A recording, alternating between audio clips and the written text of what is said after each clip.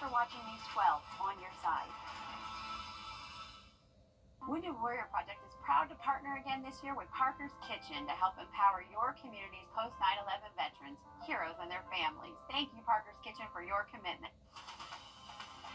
Live from Augusta, you're watching News 12 live at 5.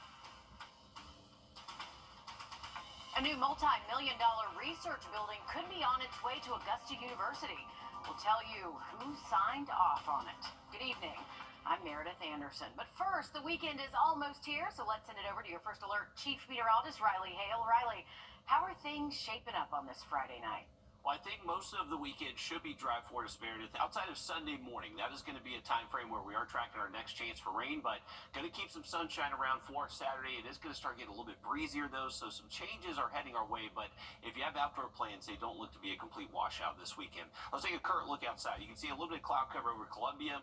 Plenty of sun over in Atlanta. They're currently at 70 degrees, and us here around Augusta and Aiken, anywhere from the mid to upper 60s. Now, it was a very cold start this morning. Graniteville actually claiming the coldest spot this morning, all the way down to 29 degrees. Many spots were at freezing or just below it across the region.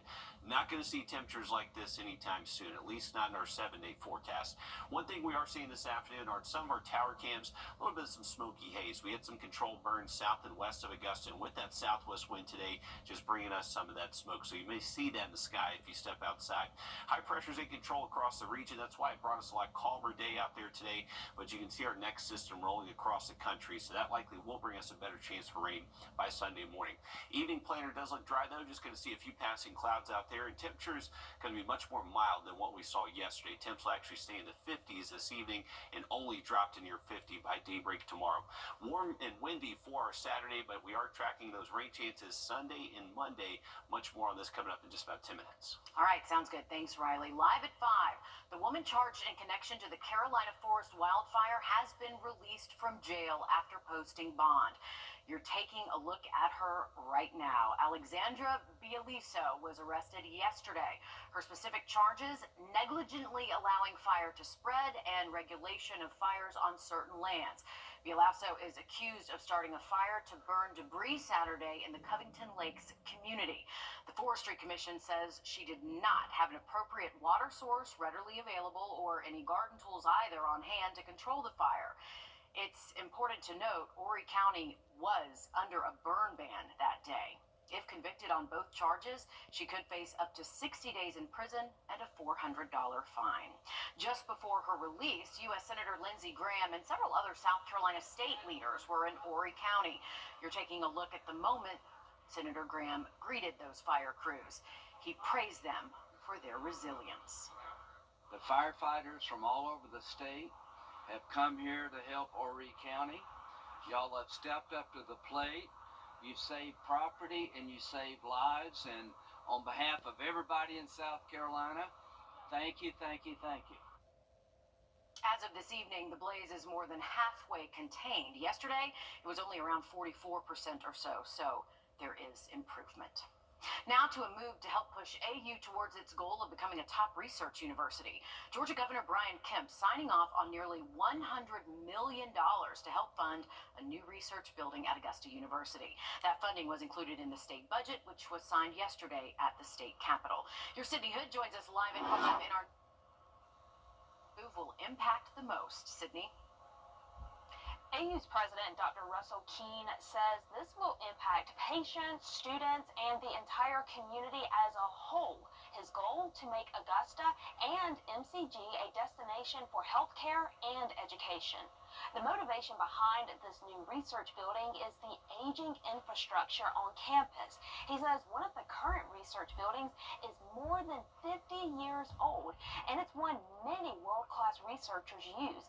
In addition to the nearly $100 million from the state, he says they've received various community donations, including $5 million from the city. And some at MCG tell us this building is a game changer. So we are creating somewhere in the vicinity of $45 to $50 million in jobs in the Augusta area, and that will expand further as we increase our ability to hire more faculty in the new building. Dr. Keene says this new building will be on Laney Willie Walker Boulevard. It'll take anywhere from 12 to 15 months to design it, and then another 15 months for crews to build it. And we will be watching. Thanks for the update, Sydney. When the clock strikes 6 o'clock tonight, a South Carolina convicted murderer will be put to death by funeral arrangements are being announced for award-winning singer, actress, and Columbia native Angie Stone. Stone's funeral will take place Saturday, March 15th at Columbia's First Nazarene Baptist Church. That's where she began singing gospel music at a very young age. Stone died at the age of 63 last weekend after a car accident in Alabama. It was a close call for multiple bills yesterday at the state capitol in Georgia as they crossed over. Yesterday was the deadline for them to move from the House to the Senate or vice versa to be considered for passage. Here's some of the bills that made it through. Income tax cuts and tax rebates between $250 and $500. Nearly $900 million in hurricane aid and gun tax breaks. Now some that didn't cross over in Georgia. Taxation by citation, a bill that would cap cities' traffic fine revenue to 10%. DEI ban in public schools and colleges, and the legalizing of sports betting. Again, these are only some of the bills that were considered. Happening now over in North Augusta, the inaugural EYBL Scholastic Conference Championship is still underway at Riverview Park. This is video from the kickoff 2 days ago. 10 of the best high school basketball programs across the country are competing against one another. Tickets are on sale at the door. They are $10 a person. Children get in free. The event ends tomorrow. Hooks and reels hitting the lake as dozens of anglers take on a fishing competition. We'll take you to Lake Murray where all of this is happening coming up. Riley? Big Major League Fishing tournament heading up to Lake Murray this weekend, and we got some windy conditions for those anglers tomorrow and everywhere across the CSRA. We'll have that forecast coming up. Time and temp, brought to you by your First Alert weather team. The weather, it's something that affects us all every day. From sunny to severe and anything in between. This is why we First Alert. Are you looking for a Thrive with keynote speaker James M. Bailey, President and CEO of the Russell Innovation Center for Entrepreneurs? Register online at AugustaMetroChamber.com. Dozens hit the water today for the third stage of the Major League Fishing's 2025 Bass Pro Tournament. This year's field of competition features 66 anglers, with some coming from as far away as Japan. The tournament features a catch, weigh, immediate release format where anglers catch as much weight as they can every single day. The final day of competition is Sunday when the field is cut to the top 10. The winner takes home $150,000 and quite a lot of bragging rights too. Sending it over to your First Alert Chief Meteorologist Riley Hale with a live view of the Thurman Dam. Riley, not a bad day to be out on the lake with a line in the water. It would be perfect out there right now, Meredith. We finally calmed down the wind today. We got some sunshine, seasonal high temps hitting the upper 60s right now. Live look from our Beach Island camera. You can see a little bit of a haze. We actually have had some controlled burns south and west of the region, so that southwest wind today is just bringing us a little bit of that smoke. But 67 degrees on the thermometer, and winds are currently below 10 miles an hour, so we have not been able to say that all too often over the last couple of days. We'll stay relatively calm as we head into this evening. Early tonight, temperatures will be fairly mild, only going to drop into the 60s and 50s through midnight tonight, and overnight lows should stay close to 50 by early tomorrow morning. Maybe some upper 40s in some cooler spots, but nothing that looks to be close to freezing. So luckily, no frost delay if you have that early tea time heading to the course tomorrow, where wake-up temps around sunrise should be in the low 50s. Remember, throughout the day tomorrow, it is going to be getting breezy again. Sustained wind near 15 miles an hour, and we'll have those gusts between 25 to 30. So also going to be impacting anglers fishing on Clark's Hill this weekend. Remember, we actually have a big GHSA bass tournament out of Wildwood tomorrow. They're going to have takeoff at 7 a.m. and you can actually check weigh-in at 3 p.m. tomorrow afternoon there at Wildwood. Now, the thing is, anglers are going to have to battle a west wind sustained between 12 to 18. Those gusts will be 25 to 30, but it is going to stay dry on Saturday. The rain chances do increase, though, as we head into Sunday. So if you are planning to hit the lake on Sunday, just be prepared for some wet weather and a lot cooler temperatures too. Those temperatures will really drop for the second half of the weekend. Here's our rain chances Sunday. You can see it's really favoring the morning time, so it's going to be between, I would say, sunrise up until about lunchtime, around 12 p.m. But as we head later to our Sunday afternoon, it's going to stay cloudy, but it should be fairly dry out there. So late day playing Sunday may be okay. All right, let's take a look at it with our in-house model. So as we continue into tonight, wind is going to increase. So by tomorrow morning, could see those gusts around 30 miles an hour. That will continue into the afternoon. No rain tomorrow, though, and fairly warm high temps, most likely getting close to 80.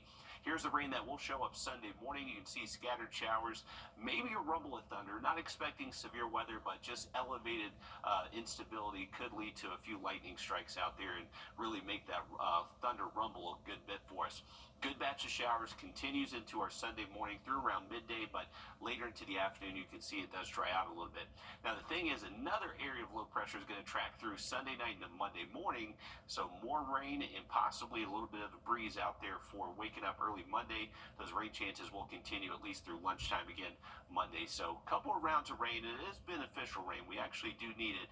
We are in a moderate drought across the region, so we should see up to around a half to maybe up to an inch between Sunday and Monday.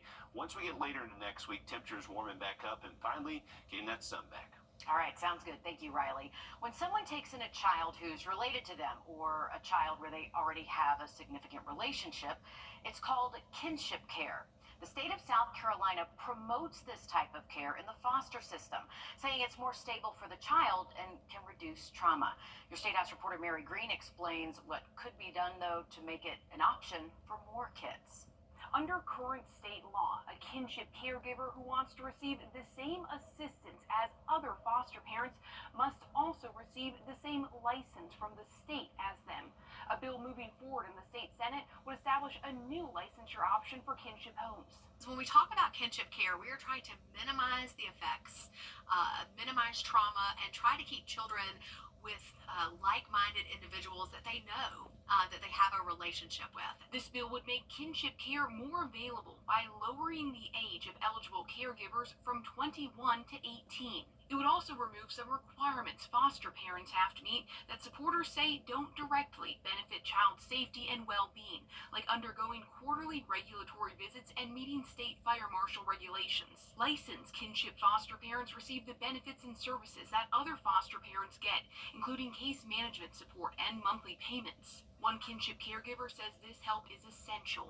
Our children deserve the chance, when they're in a traumatic situation, removed from the home for good cause, to be placed in an environment that's safe, and the only thing that caregiver has to worry about is loving and healing towards their trauma. Changes at the federal level in September 2023 allowed states to create this separate license for kinship caregivers. The Department of Social Services says 8 other states have done it so far. Reporting from the State House, I'm Mary Green. The General Assembly has enacted various changes in law in recent years to promote kinship care, and data shows they've been effective. In 2019, fewer than 10% of kids in South Carolina's foster system were placed with kin, but now that's grown to nearly 30%. A bill to fight youth vaping in South Carolina is moving forward tonight. It would regulate electronic nicotine devices and where they come from. The age to legally purchase nicotine in South Carolina is 18, although federal law still states 21 years of age. I'm so worried about what's happening to our children right now. The president of the Senate has brought to us numerous boxes and bags of all these chemicals that are here. If passed, this bill will bring in the Attorney General's office annually to ensure that the products used in these vaping devices are approved by the FDA. Orangeburg County fire crews save a woman trapped inside a 16-foot well. We have the rescue when we come back. First Alert Radar, powered by Jim Hudson Automotive Group. At the Chris Hudson Law Group. For you, visit us at VerandaHomesUSA.com to schedule your tour today. Some moments are too perfect for words. A love so true, a night so magical. At Windsor Jewelers, we help you find the ring that tells your love story. A ring as timeless as your forever. Only the perfect ring will do. Windsor Jewelers, where forever begins.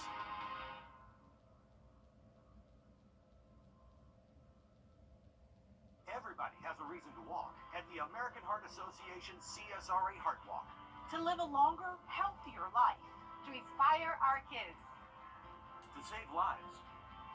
Join us at the CSRA Heart Walk on Friday, March 28th at SRP Park. Together we'll walk to fight heart disease and stroke one step at a time. Register today. We'll see you there. Register and donate today at csraheartwalk.org. An incredible rescue out of Orangeburg County. A woman trapped inside a 16-foot well, captured by fire crews. Darish Ruck has that story. Emergency crews we spoke with say this call was especially unique because it came at a time where most of their calls for assistance were for wildfire assistance or for severe weather.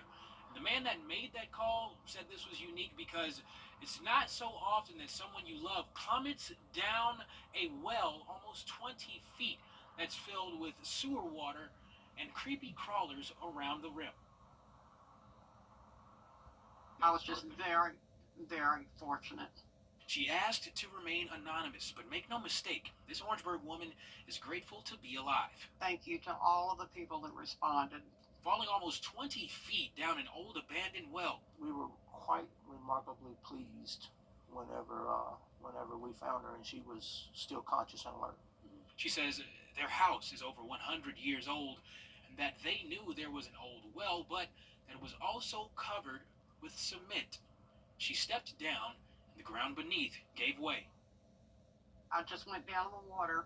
I was totally submerged, came up. And for nearly 2 hours, she held herself up until rescuers were able to get her out, not knowing there were also 2 snakes under the cement covering the hole. You've got, your feet are pressed on one side and your arms are pressed on the other side. You know, I just kind of held in place until they got me out. And I'm very grateful. Jeremy Jeffcoat says it was a great feeling to be able to get her out alive. And everything worked out for the better. There are a lot of wells, and a lot of them are not marked. So whenever you're in areas that you're not familiar with, it is very important to pay attention to where you're putting your feet and making sure that we're not stepping in places that could be covered by open wells. Wow, this seems to be an even bigger issue in the upstate. Experts believe there are more than 100,000 water wells across the state. They don't know how many of them have been abandoned without being properly sealed. The woman is now at home and says she is focusing on getting rest. Yeah, a well worry was not on my bingo card, but it is now. We are less than 2 weeks out before shovels hit the dirt for a local tiny home village. Bridge Builder Communities, Bill Beasley Homes, and Ivy Homes, also W. Allen, are bringing 25 tiny homes to Augusta. They will house foster youths who have aged out of the system and need a place to go. Today, we caught up with Jackson Drumgoole, founder and executive director of Bridge Builder Communities. Life skills training, safe, affordable housing, workforce initiatives, education initiatives, and honestly, a family that these young adults have never had before. Now that groundbreaking is March 19th at 10:30 on Mary Street. A well-respected Irish-American leader honored today in a wreath-laying ceremony. Dennis Cahill lost his life heroically, rescuing a young girl from the Augusta Canal. The Irish community gathered at the canal near the Butt Memorial Bridge, where Cahill's memorial lies. Jeffrey Bryan, historian for the Ancient Order of the Hibernians, explains the tradition. St. Patrick's Day, the Ancient Order of Hibernians, we always put a wreath here on his monument every year, the week before St. Patrick's Day. And as we said, if nothing else, at least during this time, we'd like all of our local Augusta community to realize we have an Irish-American hero in our midst. He says the Augusta Canal Authority is hoping to raise funds to relocate that monument nearby. Riley. Well, heading into the weekend, remember we do spring forward Saturday night. Make sure you turn those clocks forward an hour. We'll go from 6:30 sunsets tonight to a 7:32 sunset by Sunday. I'm going to look at that 7-day forecast coming up. You've been in a series. Online at AugustaMetroChamber.com. Fish, delish, fish, fish, delish. or shrimp or fish, fish delish. Get pups and a side, each $5.99. Captain D's fish, fish delish. Welcome back, folks. Live look over the Savannah River from our SRP Park Cam. A lot of sunshine out there. Beautiful afternoon to be hitting the Greenway Trail, Canal Trail. Temperatures anywhere from the mid to upper 60s, and it's not as windy as what we've seen the past couple of days, so that is the good news. Now, the thing is, it is going to get breezy again tomorrow. We're expecting those gusts 25 to 30 miles an hour. Could be breezy starting early in the morning. Temperature is not going to be too chilly out there. We'll wake up near 50 degrees. Afternoon highs tomorrow well into the 70s, at least mid to upper 70s, and then the cooler and wetter weather arrives for Sunday. Starting early in the morning, we'll bring in some scattered shower activity. Temps will most likely be in the 40s as that rain falls early Sunday. More rain in store for our Monday, and then as we get past that time frame, we're back to sunny skies and warmer temperatures through the middle of next week.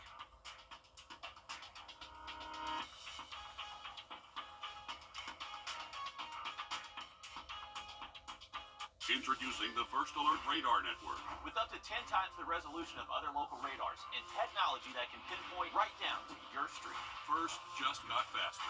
No matter when your accident. To get your free no obligation quote. So call now. Trust Chief Meteorologist Riley Hale for your First Alert.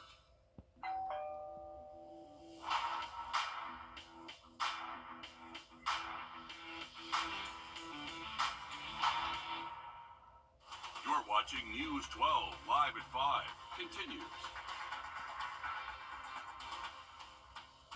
Good evening, and thanks for joining us here live at 5. I'm Will Rio. And I'm Meredith Anderson. Happy Friday. We are kicking things off with your First Alert Chief Meteorologist Riley Hale as we head into the weekend. And Riley, Up in just about 10 minutes. Sounds good. Thanks, Riley. Concern is rising in one Aiken neighborhood after a mental health center is set to open directly across from an elementary school. Your Kennedy Payne is meeting with parents and what their goals are for safety moving forward. In November, Aiken County Council voted to rezone Belvedere United Methodist Church for a possible mental health and wellness clinic. But now some parents and neighbors are saying it could create some safety concerns. The church was rezoned for Aiken Barnwell Mental Health. The concern? It's just across. Say they're worried about what kind of resources the center will provide. Aiken County Council says they sent out flyers and posted signs last November, but neighbors I spoke with say they never received anything. They also say any new traffic around the school has them worried. You see the traffic in here for pick up and drop off every morning. It's scary, especially with down trees and everything on our way. Kids are walking through. When you're adding more to that traffic, it's horrible. Not to mention we don't have an SRO. So what if something you're bringing in, any kind of business is bringing in more people, and more people around a school is dangerous when you don't have a school resource officer there to protect them. We also spoke with the Aiken County School District. We'll tell you what they have to say about security in all schools. All new on News 12 at 10 and 11. In North Augusta, Kennedy Payne on your side.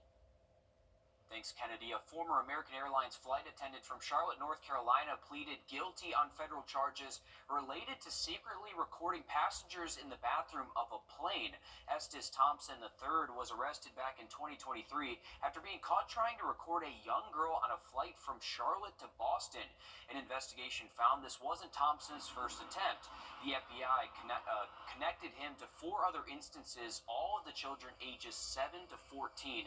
Federal charges were filed in Boston. Thompson was also part of a civil suit in Charleston, which settled for an undisclosed amount last month. In a statement, attorneys for one of the victims' families said, quote, "We are pleased to hear that the man who preyed on at least 5 young girls as they used the airplane bathroom has pled guilty for his depraved crimes." Thompson is scheduled to be sentenced to prison in June. Today, South Carolina is taking a massive step forward when it comes to helping human trafficking victims. South Carolina Attorney General Alan Wilson announced the launch of a new certification program to help victims. The new program is available to service providers who work with human trafficking victims statewide. Under this new program, up to 20 providers each year can get official training to make sure they have everything available to assist these victims. Judges, law enforcement, people involved in the criminal justice system will be able to go to a website, be able to look and see if they're dealing with a case that involves a victim of human trafficking, that they can go and see that, oh, this victim service provider has been vetted and is a safe place for that victim to go with people who have been trained. This is in partnership with Safe House Project. They say South Carolina will become the first state to require Safe House certification for both residential and community-based services supporting these trafficking victims. This week, the fate of the Department of Education is unclear as President Donald Trump's campaign Marks the final day of our local high school championship games. North Augusta's girls and both boys teams, excuse me, I can't get words out here today. Girls and boys teams each looking to bring home hardware from Florence. That's where we go live to your Joseph Doring, who's got the latest on each of these games. Joseph. It's all right, Will. Talking for us is a little hard sometimes, but it seems like every time I come to one of these North Augusta girls basketball games, I'm talking about the same thing, and it's they're winning, and they won arguably the biggest game on the rest of their schedule. They took on Westside. As I told you, it was a little hard to talk. They faced Westside, and I'm really going to be honest, through one half of this game, it didn't look like we would be talking about a Yellow Jackets win. The offense struggled to produce points, while the defense could not stop Kalia Hartwell for the Rams. Westside led by 4 at the half. Then it was the Yellow Jackets' turn to take over. Coach Al Young's team went on a 20-6 run to start the second half. And North Augusta would end up cruising to their 6th girls basketball state title in school history. They take down Westside 50-39 in Florence. I am so proud of this group of young ladies. You just don't know. We started off not knowing where we'd be. Like I said, they persevered, worked through the entire season to get to this point, and they certainly did disappoint me. I'm sure they did disappoint themselves. I feel great. I feel great that I helped my team. I was able to lead my team to a state championship. Feels good to be a leader, being a great leader that I am, to help me and my team be back where we used to be.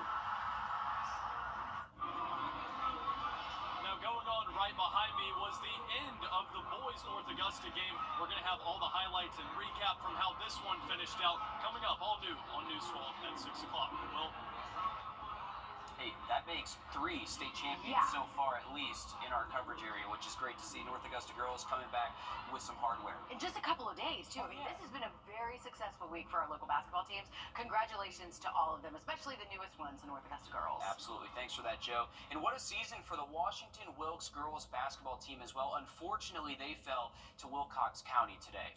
But as sports director Alyssa Lyons shows you, they played with some real heart, and their coach could not have been prouder. In their first appearance in the state title game, the Lady Tigers of Washington Wilkes will walk away as runner-ups in A Division II, falling to Wilcox County 72-48.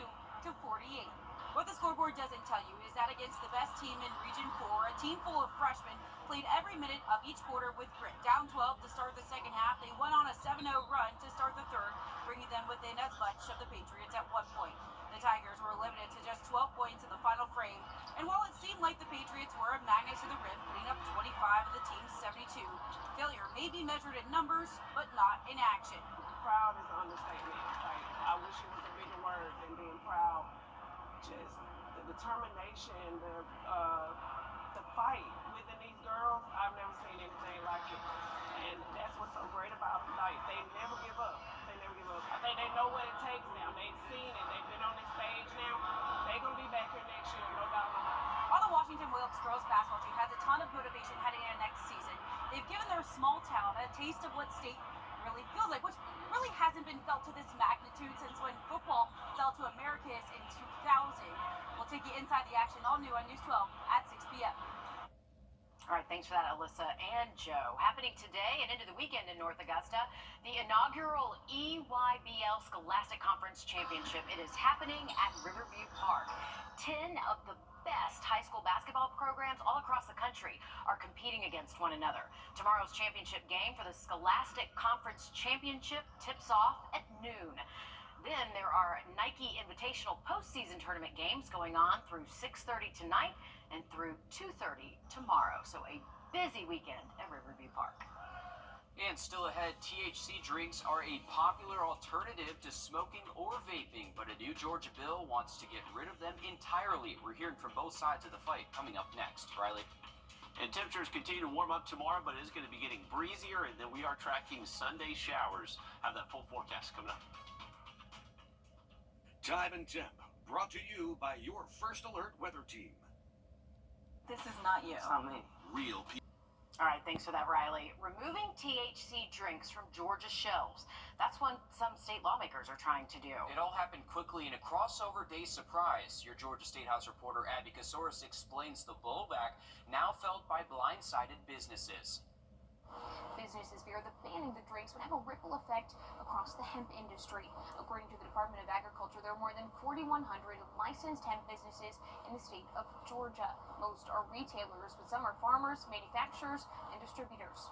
Omari Anderson created the best dirty lemonade for his mom, adding cannabis extract to her lemonade recipe when Alzheimer's kept her from eating. Got my mom to try them, and she loved them. It's like my mother's legacy lives on through our business now. His whole business just drinks, and he just spent $300,000 to change his packaging when the state passed a bill last year. We were doing our best to follow the rules, but it seems like every time we do, they just move the goalpost. State Senator Bill Cowsert sponsoring a bill to change the limit once again to 5 milligrams. He argues one 10-milligram drink feels like 4 beers or a bottle of wine. So we're putting loaded guns in people's hands in the form of a can or... In a crossover day surprise, State Senator Randy Robertson adding an amendment to pull all THC drinks off of the market.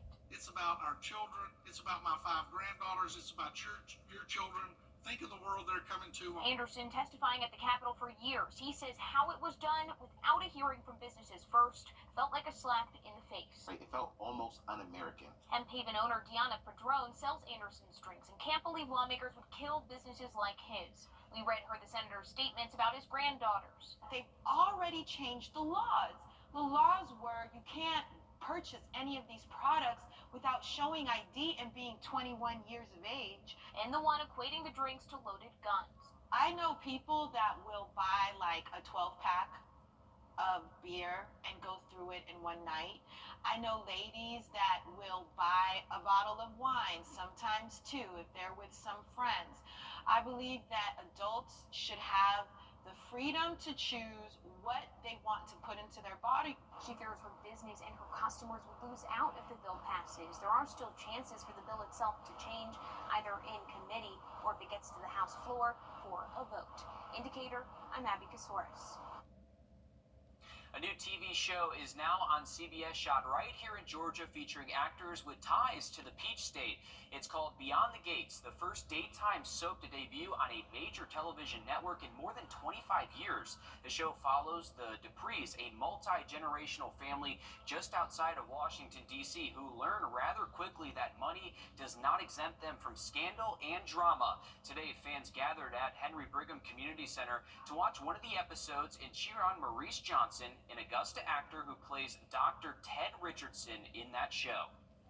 To have a young man to represent the culture here in Augusta, to let everyone know that there's greatness everywhere, no matter where you are. You just have to put your heart into it, and if that's what you want to do, that's great. And by the way, that episode that we just watched, 9, is spectacular.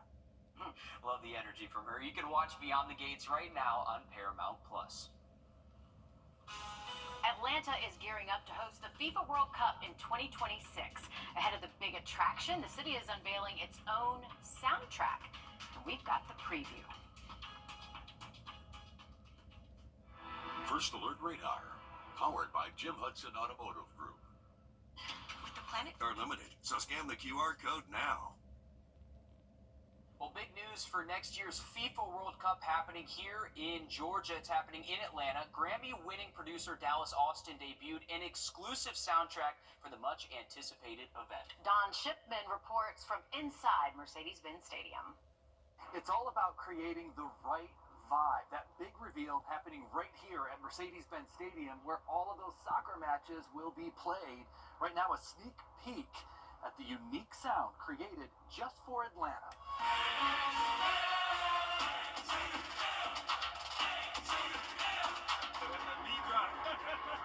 FIFA World Cup 26 partnered with each host city to craft a sound that captures the energy and spirit or vibe of each city. Now for Atlanta, legendary music producer Dallas Austin, known for his chart-topping hits, also a Columbus, Georgia native, remixed the official World Cup theme, blending a global sound with local flavor. So you can definitely hear those marching band sounds from local HBCUs. While Atlanta's Sonic ID will be played during the FIFA World Cup some 15 months from now, it'll also be used for in-person events leading up to the big tournament inside the Benz and at Metro FIFA fan festivals. Today's drop of the Atlanta Sonic ID is part of a 16-day rollout where host cities share their remixed version of the tournament's core theme. Austin says it took him just about 2 months to perfect the track. If you've been in music like myself and Jermaine and all of us that started it, then you just kind of lived in it. You lived in Yeet, you lived in, when we took it to the pop level with TLCs, and you lived through us doing Drumline right here, in Atlanta also. So it was just how do we take everything and gumbo it up? Once I heard the beat drop, I was like, oh, when it came real, it had deep ATL, bass in it, and I heard the ATL, and I heard the, hey. Now you can listen to and download Atlanta's soundtrack on Spotify and Apple Music. The FIFA World Cup comes to Atlanta in 2026 from June 11th to the 19th. We're back in a bit. Breaks for less. All right, folks, take a look at our weekend forecast. We do have those breezy and warm conditions heading into tomorrow, but we are expecting the rain chances to return for your Sunday and then at Monday as well. But as we head into next week, drier weather returns Tuesday, Wednesday. All right, thanks, Riley. Stick with us. We'll have more news, weather, and sports coming up after a short break on News 12 at 6 o'clock. The weather, it's something that affects us all every day, from sunny to severe and anything in between. This is why we First Alert. Life's busy. Off is not an option. You need to be on. On time, on the go, on the call, or just ready to play on. Life's waiting. Power on with Batteries Plus. Visit one of over 700 locations today. Need a treat gone?